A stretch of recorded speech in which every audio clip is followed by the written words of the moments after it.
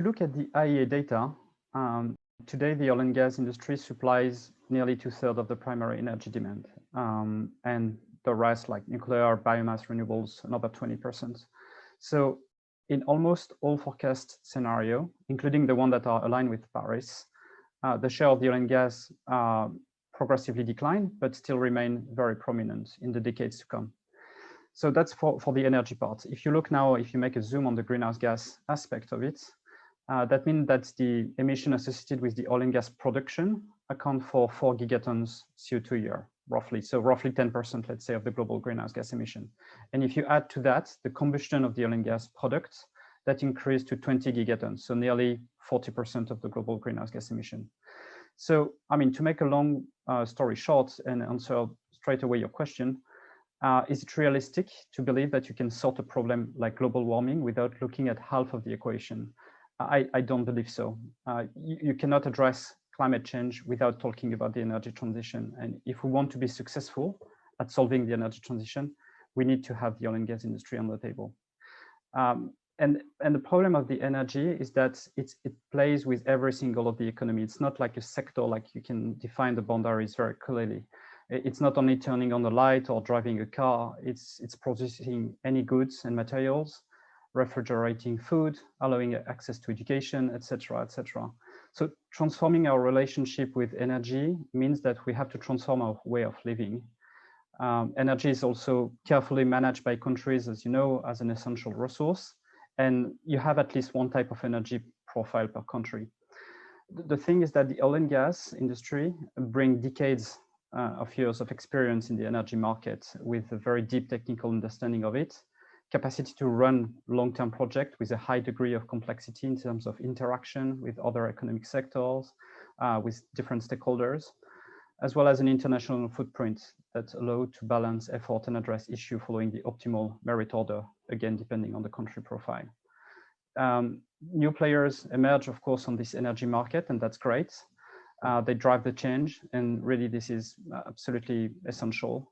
But believing that the transition will be made only by new entrants is, to me, a very risky idea.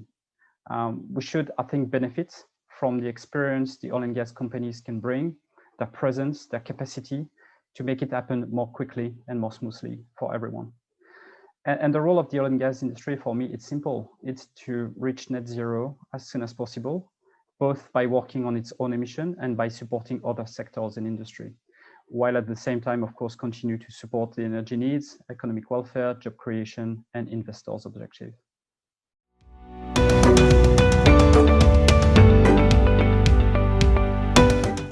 More than any other industry, the oil and gas sector is presented with an opportunity to transform itself in the coming decades by two things. One is to leave behind the old linear model of operation in the market that can absorb infinite amount of carbon-based products, and instead create a new circular model where energy companies guide their customer toward the energy transition by helping them manage their energy requirement all along the life cycle, while optimizing the impact of the energy products consumed. Practically, how do you do that?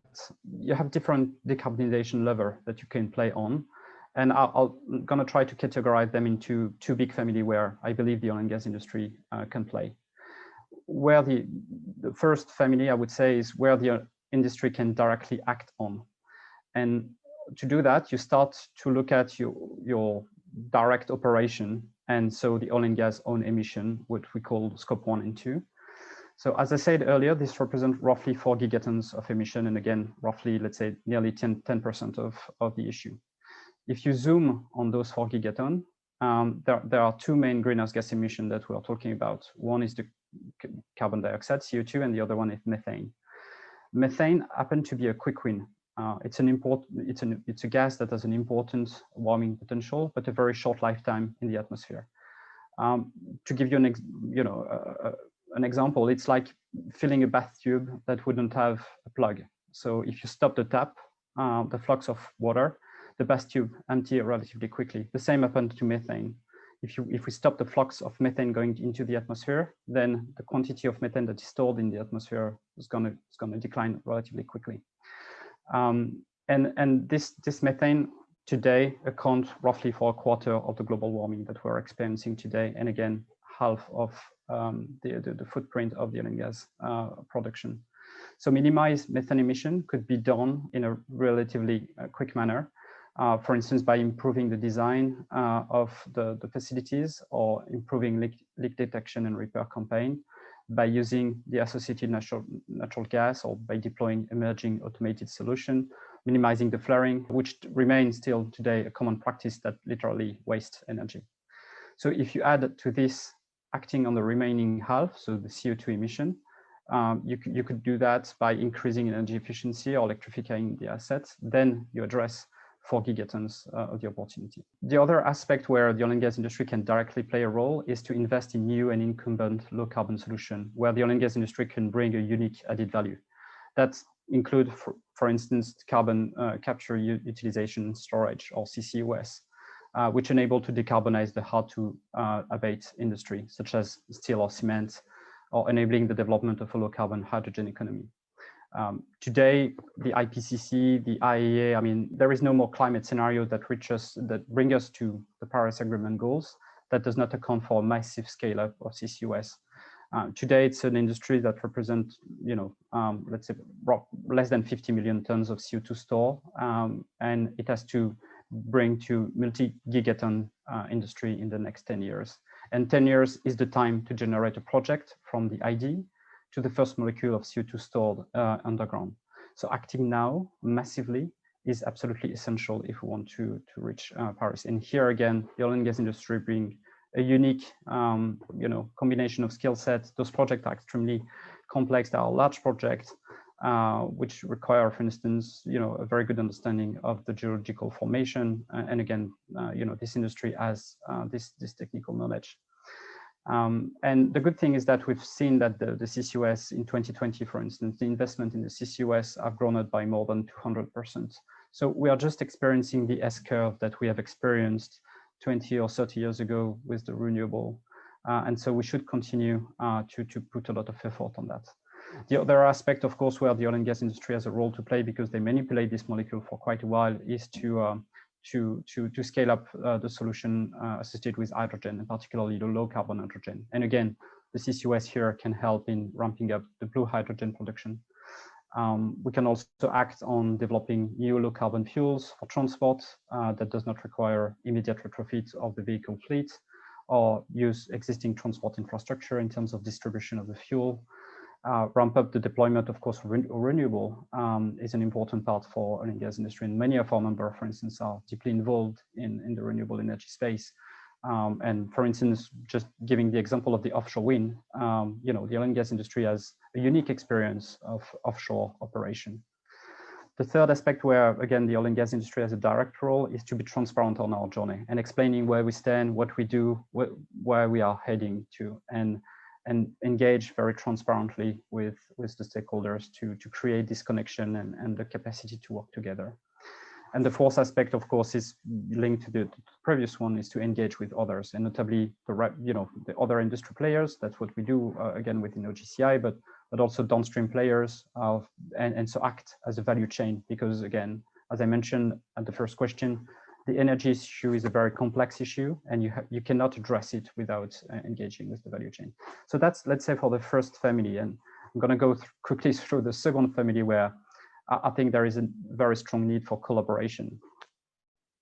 One aspect where the oil and gas industry also could play a role is to work together with the scientific community to better expand our understanding of the challenge via joint partnership, for instance, with industry players, but also providing funding and data and acting as well with national oil companies, for instance. We have a number of examples, like where we partner, for instance, with NGOs or institutions like the Penn Institute or Stanford to better address the challenge of methane, for instance. Then there is the NGOs and the civil society and multilateral institution that can create a transparent and a neutral forum for discussion and engagement. Here again, we have, we experience as OGCI the benefits of collaborating with these parties. We have a joint alliance with UNEP, the United Nations Environmental Programme, Environmental Defense Fund, which is called the Global Methane Alliance, where we engage countries to set up their methane roadmap. The third big block where the oil and gas industry need to engage with is the financial institutions. And it's important to have a transparent dialogue to understand that this transition will require to mobilize some very patient capital and invest into new solution and new low carbon solution to be scaled up. And the fourth group that is of course, a very critical stakeholder where the oil and gas industry should engage with are the policymaker. It's very important for any industry and for any new business to play with a very long-term policy environment, which give clarity and that enable the industry and the financial sector to embark on the decarbonization journey. So we need to have, for instance, very clear rules for implicit or explicit value on carbon or carbon pricing, send the right signal to the economic players, and changing the private sector's merit order of action to decarbonize effectively. So, I mean, just as a conclusion, we cannot stop repeating it. This is really a global issue that require a coordinated answer from all the stakeholders.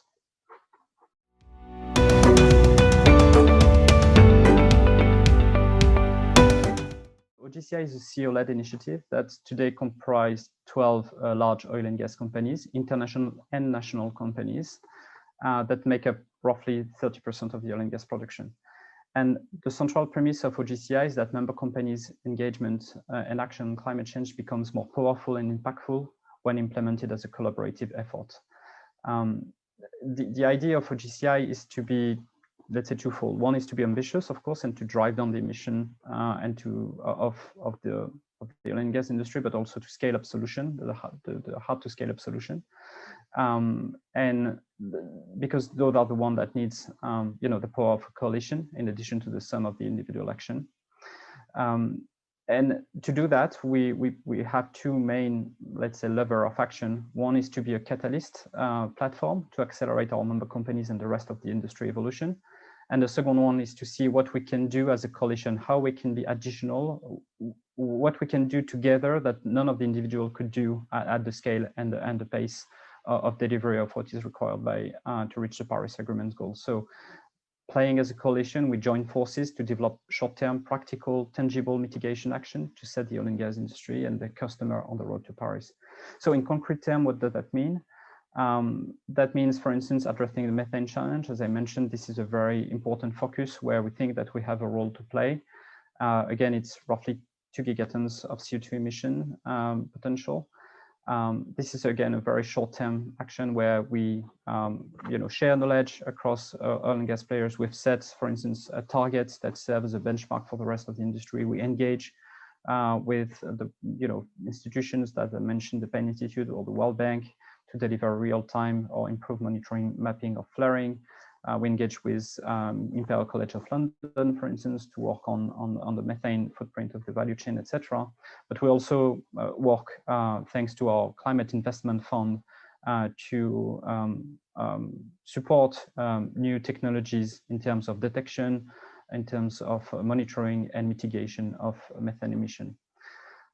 The second aspect that we work on, of course, is on CCUS, where we have launched recently, for instance, what we call the CCUS Kickstarter, where we identify hubs around the world where it makes sense from an economic perspective to develop a project to decarbonize a hub, industrial hub, so multiple sources in a row.